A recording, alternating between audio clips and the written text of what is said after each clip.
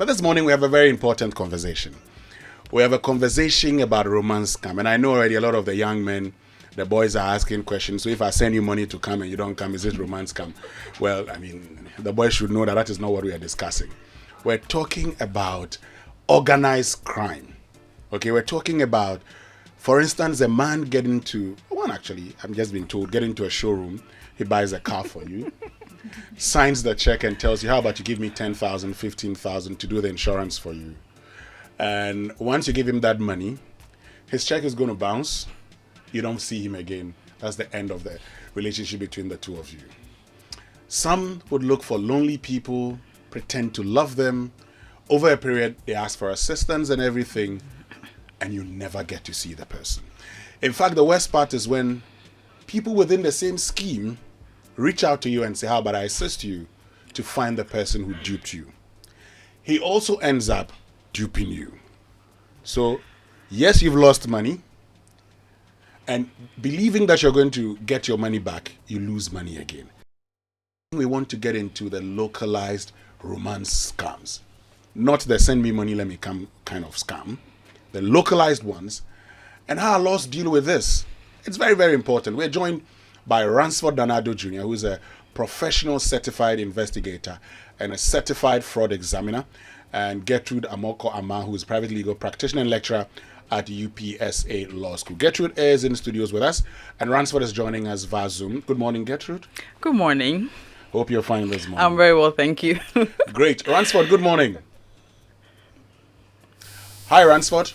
Okay, I'll get back to you, Ransford. Hi, good morning, Winston. Can you hear me? I can hear you loud and clear. Hope you're doing very well this morning. Great, my brother. Good morning to you and your listeners. And good morning, Gertrude. Good to see you. Same here. So let's just get your preliminary comments. And I'd like to start off with you, Ransford, because of the confusion about what is romance scam and, you know, the conflict in the minds of a lot of these boys. Tell us, what is romance scam, Ransford? Okay, Winston. Romance scam is basically a love affair, which is usually online, which ends in tears for one of the victims. And the beneficiary of it is actually a fraudster who pretends to be in love with the victim. And the victim also buys into the idea. And at the end of the day, the victim loses something substantial. It can be money, it can be property, and at the end of the day, becomes emotionally distressed as well. You lose your money, you lose your property, and you also lose a lover who never loved you. Great. Just stay with me. Let me bring Gertrude in at this, but because you make reference to online, I'd like to know what your own definition of romance scam would be also. Yes, Winston. I mean, I agree with my brother joining us on Zoom, but we need to understand the fact that a romance scam or a romance fraud is a form of fraud, just like other types of fraud. But like the name suggests, or like the phrase suggests, there's an aspect of romantic love in here.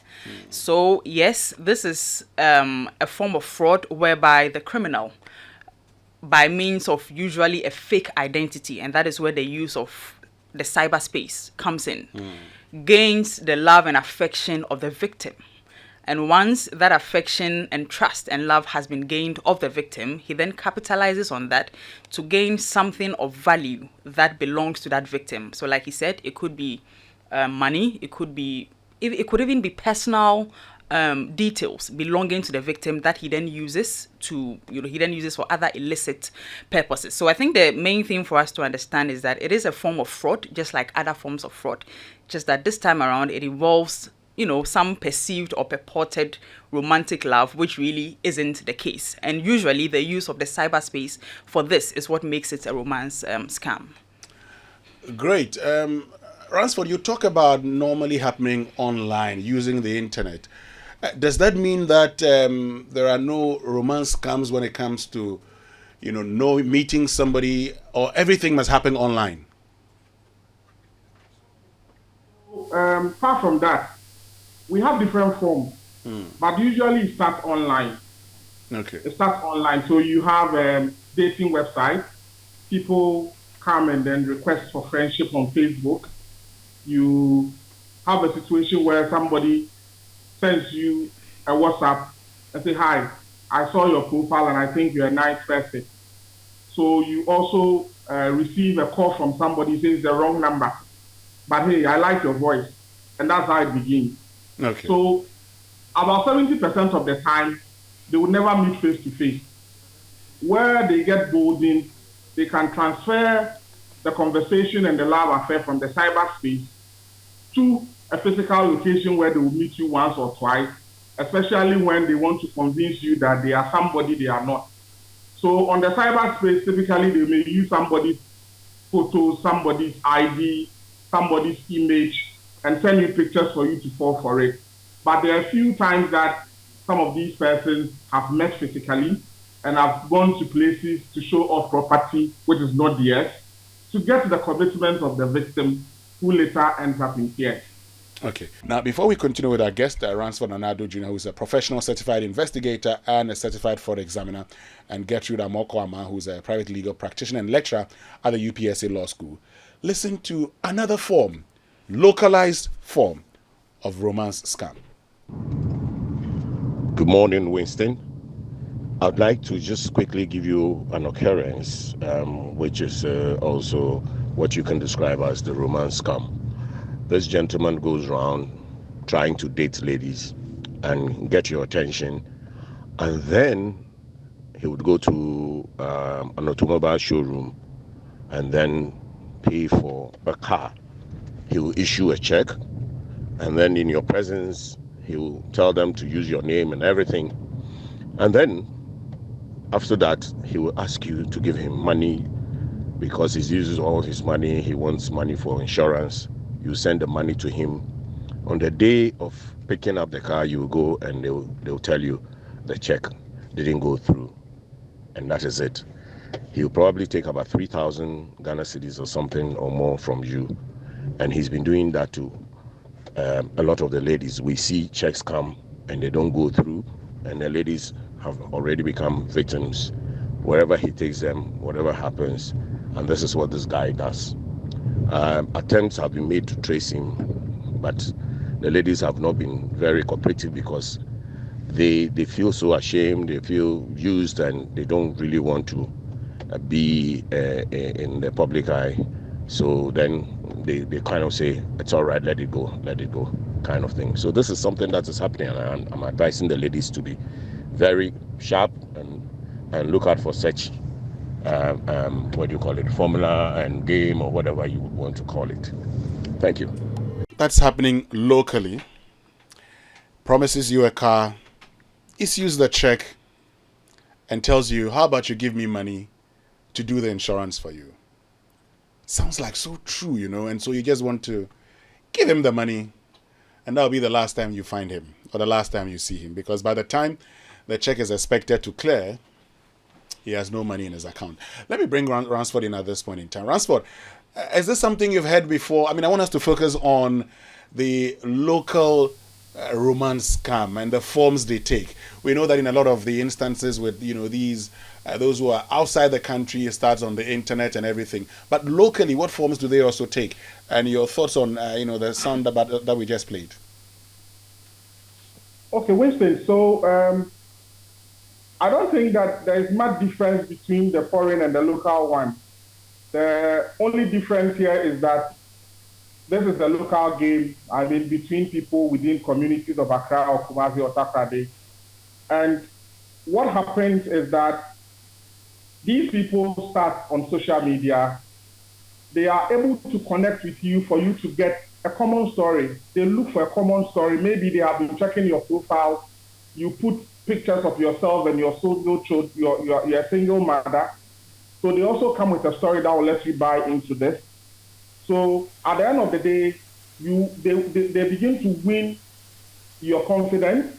You begin to trust them, and then you begin to make disclosures of things that you have. For instance, you have a property somewhere, you want to continue and you don't have money and all that. Then they show up that, hey, I have somebody who can give us a loan for us to do this. You can mortgage that facility. I have seen cases where people actually bought cars for these people. They moved away from the cyberspace. They moved physically. they started dating, bought a car for a lady on their birthday, and asked the lady that he wants to go and work on the lady's car, the previous one that the lady was having before giving this gift. Just for the car rentals to come and then say that, hey, somebody rented this car for 2 days. So we are taking that Prado back. And the car for the lady, which was a Toyota Corolla, was gone together with this lover. He never saw the lover again. So there are different forms. It is not all of them who will come and ask you for money. At the point, they create an emergency situation. Hey, I have my mother seriously ill, and they begin to avoid you. So when they avoid you like that, then you are worried. You want to help them solve this problem. If your mother is sick, how is it? They need money for surgery. And that is where you begin to packet money, send money to an account, they withdraw, they ask you, how is mommy? Mommy is fine. One key thing, can we do a video call? I want to see how mommy is doing. No, it's not allowed. Where she is in that regional hospital, the network is not that good. They can even let you talk to somebody who is pretending to be mommy, who is sick. And at the end of the day, you keep on bringing money. You may even sell your items to bring more money so mommy gets better. There's no sick mother anywhere. It is just a journey to extort as much as from you. Now, the other level where it gets to and it becomes serious is when you decide not to do it again. If you are not lucky and you have exchanged nude pictures with these persons, then they get to the level of extorting money from you through the nude pictures, and we call that extortionism. So you can't back out. When you have even come to your senses that this lady or gentleman is not genuine, I don't want to do this anymore, they tell you, hey, you don't have an option. How about that car you have there? Can you sell it? And I'm going to leave the nude pictures out there. And usually what I have seen in the past years, they target well-to-do ladies, single ladies who are doing well within their profession or their business, who don't want any public ridicule. So immediately they move away from impersonating somebody, demanding money from you, and get to the extortionism part. It becomes so critical that you begin to package every single item that you have to make sure that you don't get embarrassment. Okay. Now, when it gets to this stage, there are some people who back off. You won't see them again. And when they back off and you don't see them again, now you have a new crop of people who will contact you and say that, hey, I am a lady like you, I have been a victim. I have a fair idea of where this guy is. I want us to put our resources together so we locate him. I have a police friend who can help you investigate and track this guy down. And they also begin to extort money from you. These are the people we call the scavengers. They come and feed on the little that you have left. And by the time you realize you have lost your property, you have lost money, and you have lost a lover who never loved you. Great. I mean, before I bring Gertrude in, because you've been following up on these cases, you've shared one localized example with us, for instance. I mean, the car one. I mean, I'm surprised. On your birthday, you go and rent a car, come and give it to a lady, and take her car, and then run away with it. But apart from that, what other forms do they take? Because we're educating people. We want to know the forms they take so we could actually see one when we are being scammed. Okay, Winston. Now, typically, it will start with unsolicited messages where you are there, you don't know anybody, and then you get an email, you get a phone call, you say, wrong number, hey, but I like your voice. The lady you may think that as a young man you are in love with and you are chatting on WhatsApp, on Facebook, may not be a lady, may be another gentleman like you. Now, immediately you start talking and they begin to connect with you at various points. Your story connects with their story. Oh, my brother died. My sister also died at the same age. Oh, I was kicked out of school. It seems we have something in common. These are symptoms. The third symptom is that they would avoid any physical meeting usually, or even a video call. If you want them to come on a video call, they will create an emergency, or they do not even have, the internet here is very weak, and that you can't have a video call with them. Now, so when you have somebody whose story is always aligning with yours, the person contacted you, you never met him, You try to meet him physically, he or she physically, and is not allowed because there's an emergency. And then they begin to come up with stories of emergencies, like, hey, I was trying to come to you. I have been arrested by a police officer. They are saying I'm carrying some drugs, and they need 3,000 cedis. So speak to the police officer. You indeed speak to the police officer. And they say, if you don't give us the money, we are sending this guy away. And there's a guy who said, I was driving to your house to meet you for the first time, and I've been arrested, and you need to pass with money. So it comes in different forms, but the warning signs are very clear. Somebody you have never met who begins to chat to you. Some of them are very patient. If you ask me how long it takes for them to process love, it is very difficult to tell. Some of them can actually chat to you and connect with you on various shows based on the stories you tell them. But at any point in time, when you want to meet them, they won't allow you to meet them. That is a warning sign. And then they begin to tell you things that will let you emotionally connect to them. That is difficult for you to move away within a day without talking to them. When they withdraw, then they are getting ready to come up with a story that, hey, I have an emergency, I have lost my job, we've been robbed, my sister and I, we've been robbed, and she said, I should call my guy to see what he can do because we are currently going to sleep outside. So, hey, as a guy, your lady you are in love with has been robbed. She needs money to go and rent a place. She can't sleep on the street, and you are quick to part with money. So these are the warning signs.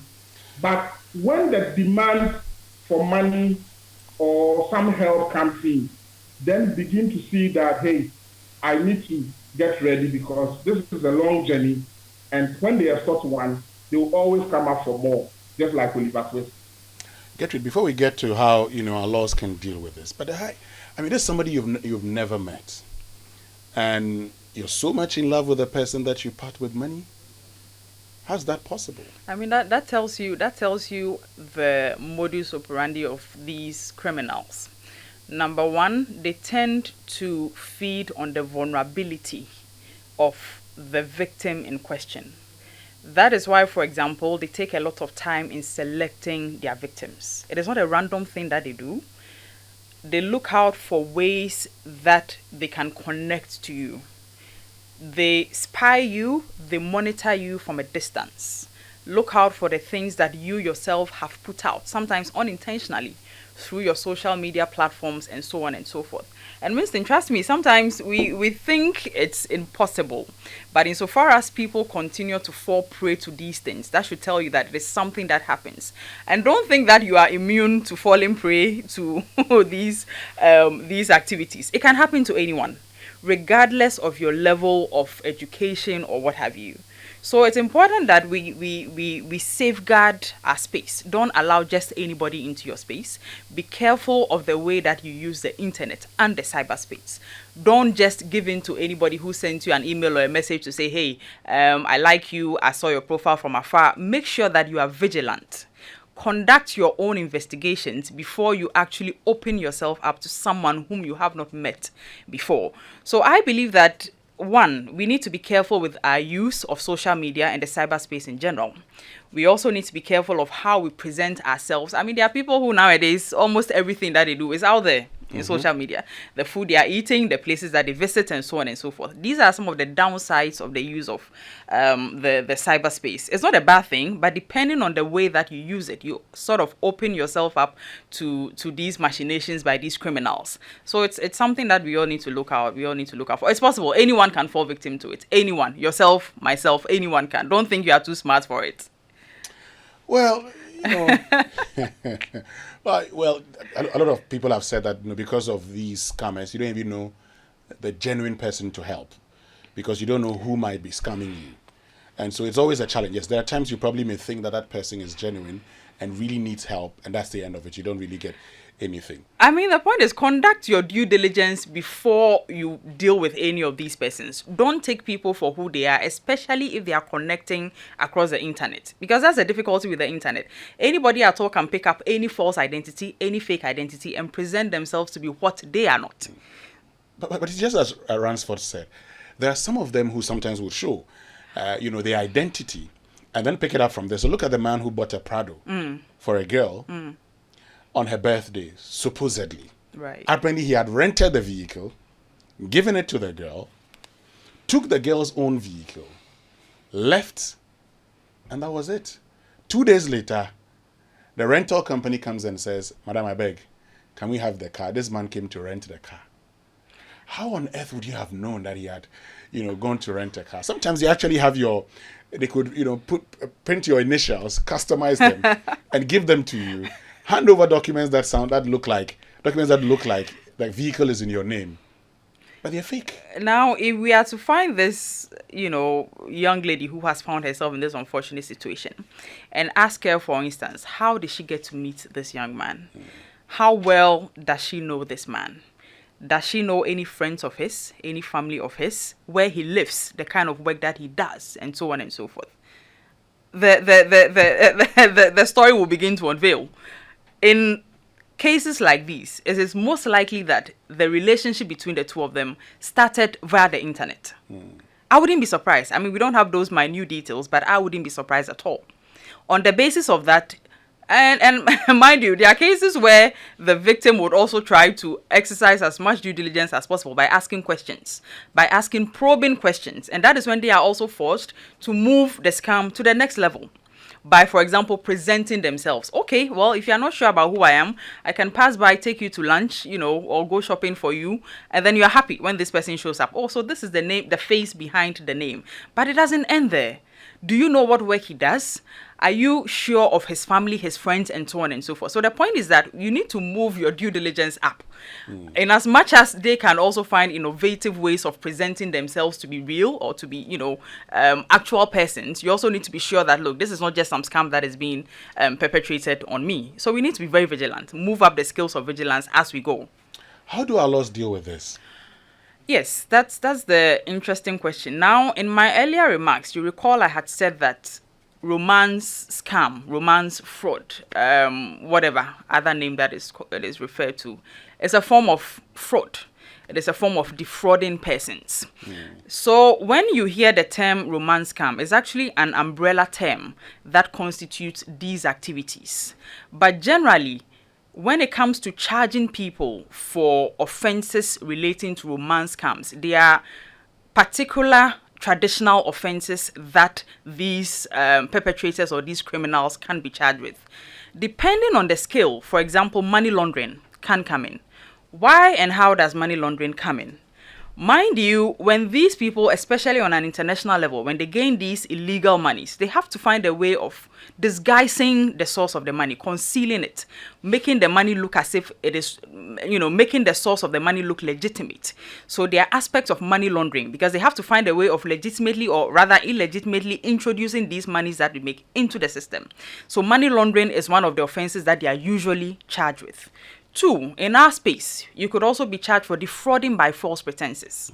So in this case of, a young lady who fell prey to this criminal of a man, that is a possible charge that he could be charged with. Dishonestly receiving, because these are people who are receiving the proceeds of a crime and they are dealing with the proceeds of a crime. It could even be, and in many cases, other offenses related to cyber security, so cyber offenses, wire fraud, identity theft, and so on and so forth. Perhaps Ransford would go through some of those. I don't want to go too much into them. So depending on the circumstances, money laundering could be a charge, defrauding by false pretenses, even extortion. Because there are cases where you get to a point where you say, hey, I'm not going to do this anymore. And then they begin to threaten you, all as a way of making sure that you continue to part way with whatever is of value to you. So the point is that you wouldn't find a law in our Criminal Offences Act that is called a romance scam, but there are particular traditional offences that deal with these illegal activities, and these are some of them that I have just mentioned. And they come with hefty sentences, and let me put that across immediately. Let me get to you, Ransford, briefly before we activate the phone line. So Ransford, let's look at our laws, particularly within the cyberspace. What laws could be used in addressing or dealing with this? Okay, Winston, so the Cybersecurity Act, Act 1038 of the year 2020, if you look at section 66 to 67, it deals with the issues of extortionism, it deals with the issues of sharing of nude pictures, or images of people who did not permit you or through the internet. So, like Gertrude said, based on the level of the attacker's strategy that he uses, we have a lot of laws, but the default one, which I call a broad spectrum, is the Criminal Offences Act of 1960 at 29. If you look at section 131 of that, it's still under defrauding by false pretense. But if you look at our Electronic Transaction Act, for instance, if you force somebody to send money through any electronic means and the recipient does that against his will, within the cyberspace, 1038 can deal with that. Now, if you come back to the point Gertrude was making, where you receive money and try to disguise the source and the purpose, then the Anti-Money Laundering Act 1044 can also apply. I have seen prosecutors in court combine all these laws together, but the broad spectrum, which I call the broad spectrum, is the one we call the 419 in Nigeria, because they are defrauding by false pretense is under their section 419 of their Criminal Offences Act. But here we are talking about 131. So if you immediately you try to behave like somebody you are not. Now, if you go to the point where you now begin to forge public documents like certificates and building documents to show off, then you are getting into the realm of forgery. So I think that we have enough laws in this country to deal with them. What is very important is for the investigators and the prosecutors to actually look at which ingredients and which law to trigger. But the Cybersecurity Act itself deals with a lot of these things, because if you make any representation through the internet and somebody buys into your ideas and passes money or builds any relationship with you and you are not that person, then you are still defrauding by false pretense. And I think the Criminal Offences Act holistically can deal with this.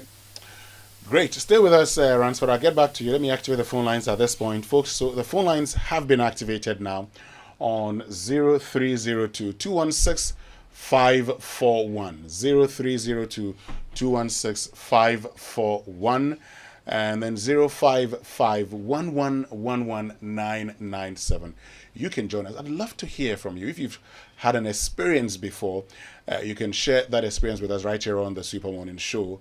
But if you've not had an experience before also, you can tell us what your thoughts are on the forms that these scammers use. I mean, you've heard some of them. You've heard the vehicles. You've heard about, having properties coming to you and they tell you they've been arrested by the police and all of that. Maybe sometimes you may want to even get to the police station just to confirm if the person has really been arrested. But of course, would you have the time to do so? You want to give the money and that's the end of it. You can join us 0302 216 541 and then 055 1111997. This morning, we're having a conversation about romance scam. That's the conversation we're having right here on the Super Morning Show. And some of your tweets now at Dana Amarh says the ability to get the task done with minimal focus on face-to-face meeting is what the story is about. The point is where the emphasis is that making you ignore face-to-face, forget about black magic, is for the amateur. Okay. And at Sayasan says romance scam in Ghana is what? A normal thing. Okay. Well, they're talking about pregnancy scam and all of that. That's not actually what we're dealing with this morning. Fifi is in Accra. Fifi, good morning. Hello, Fifi. Yes, hi, good morning. Great, Fifi. Yes, we can hear you. Oh, okay. So I just want to make a contribution on the show. Please go ahead. You have an experience to share? Oh, no. But then I just want to ask a little question. If you say romance scam, then I think all our women should be, should I say, charged, because most of them also scam us, How do they scam you, Fifi? Okay. So practically you date a woman, she'll tell you, like, I'm interested in you, I love you, all that kind of stuff. And at the end of the day, she just leaves you hanging. Is that also not a scam? Because after taking care of her and all that, she just leaves you hanging. Is that also not a scam? After taking care of her, in what ways? Putting her through school, paying her bills, even taking care of her family, go to that extent. Is that all not scam when she leaves you hanging afterwards? Okay, Fifi, just keep listening. I'll get, answers to your question. Salam, good morning. May you radio station there, Salam. Salam. Hello. Ule radio station, Ejilo. Good morning. Well, radio station. Good morning. Yes. You have an experience. Good morning. You have an experience you want to share? Yeah. Okay. You see, with those who have been accepting this friend request on Facebook, you must be very, very careful. If they send you a friend request and you don't know the person, don't ever accept it. I had that experience. I was there. Someone sent me a friend request, so I accepted it. After accepting it, then he started making requests. A 5 CD lady, sometimes 5 CD credit at time, a whole lot of issues. Then evening time, give you a video. These things, I thought it was something. I also wanted to do some little adventure. So I was on it. There was a video call in the night. She's already naked, showing things, a whole lot of things. And then she would demand that you also be in the news kind of form. Not knowing, as you are doing all these things, they have a system that they use to record. So they record you. They record the lady too, separately. But after they finish the thing, as if they are in some media house, they will go and put the thing together as if a story. They will make the thing as if something that they want to show on a media story. Then they will send a text message to you that they have somebody has come to show the story to them. But they feel that before they publish it or something like that, they want to get you informed, so that if anything at all, they can stop it. So you also want to cooperate with them. Then they will send you come to Facebook. Then you come to Facebook. They say, okay, now move to WhatsApp. Then they will send you the video. Actually, they have edited it so nicely, as if they will begin with an introduction story. And then they will show the thing out before they show you how you were naked. Now, when they show it to you, then they call back. Somebody came to us. Who is the person? They won't tell you the name of the person. Now, they try to extort things from you. As for me, when they did it, I just told myself, I'm not a lady. Are you getting it? So, seeing naked, these things like this, if they said they want you, they'll send it to my friends on all my friends on Facebook. And I know Facebook, when you send nude pictures there and it's not authorized, maybe within some 3 seconds or something like that, or 6 seconds, they themselves will remove it. So I wasn't worried like that. They continue threats. They will send threats. They will do so. I said, okay, me, I'm a man. Even if they show naked and those kind of things, those who like it, it's like an open advertisement. So they demanded money and I refused to pay. I didn't give them a CD. They sent different numbers. I blocked all of them. I said, I won't go to the police. Let them.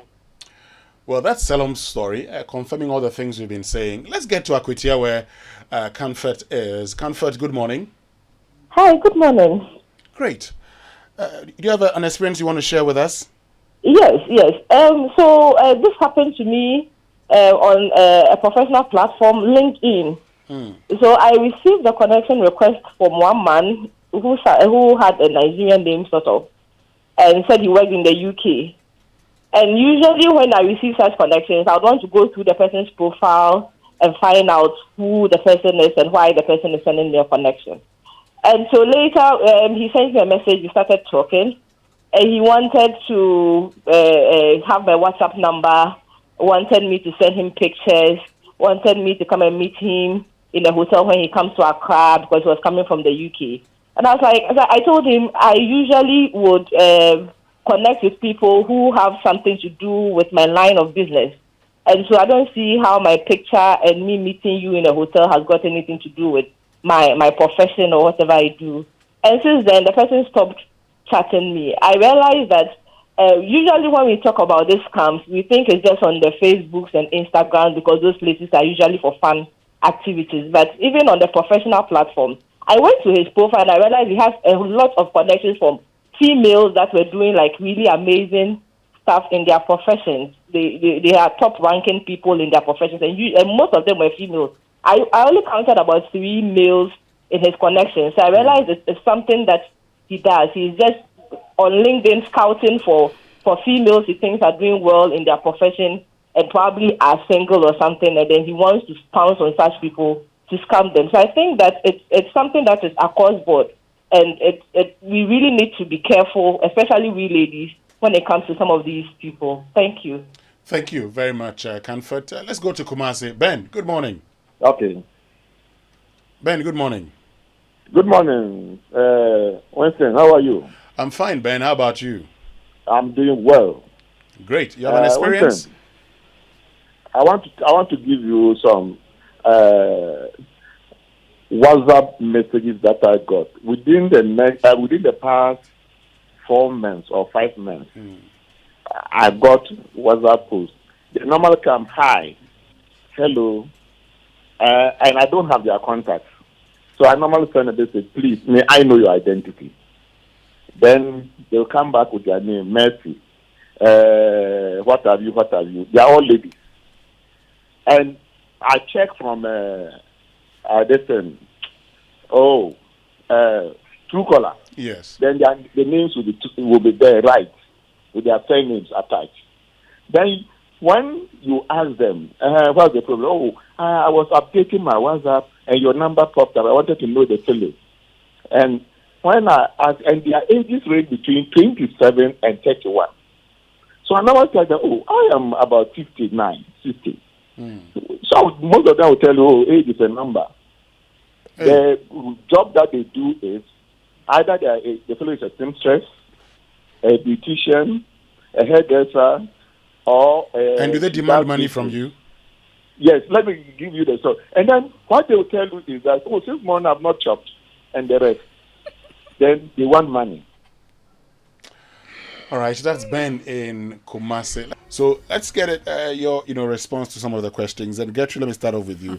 I think you had experiences from others, but Fifi was asking a question. He says, what if, we're in a relationship and you keep asking me, I take care of you, and you eventually, get away? Is that not also a scam?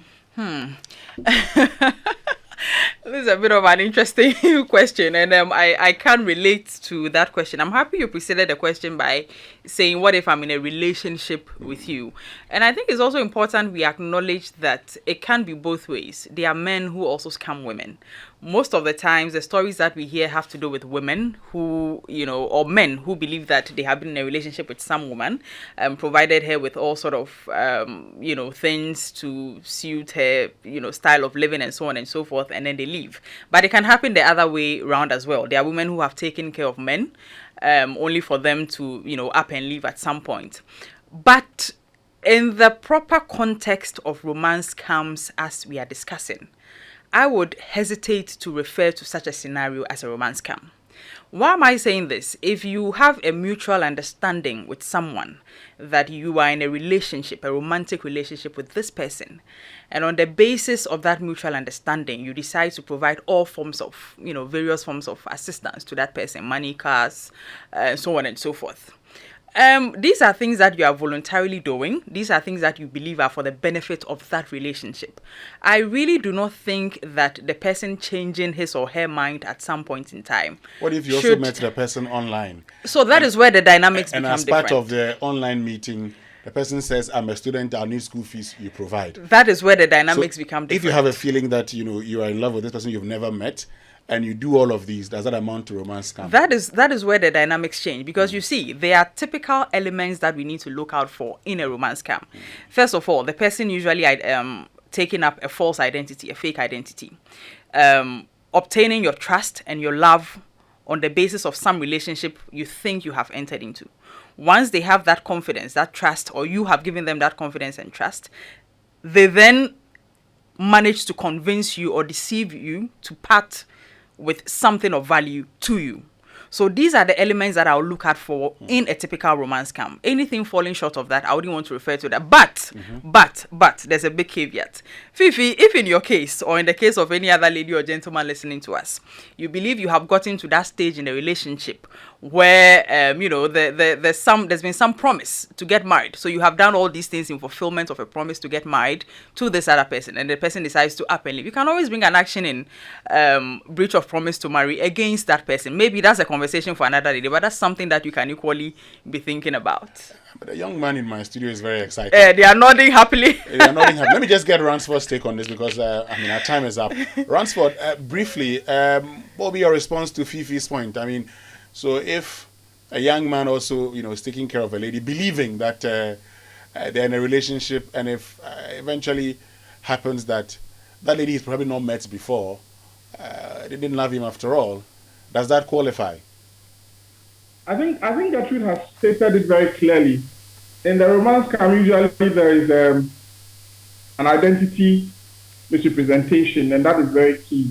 And then the intention from day one is what actually makes the difference.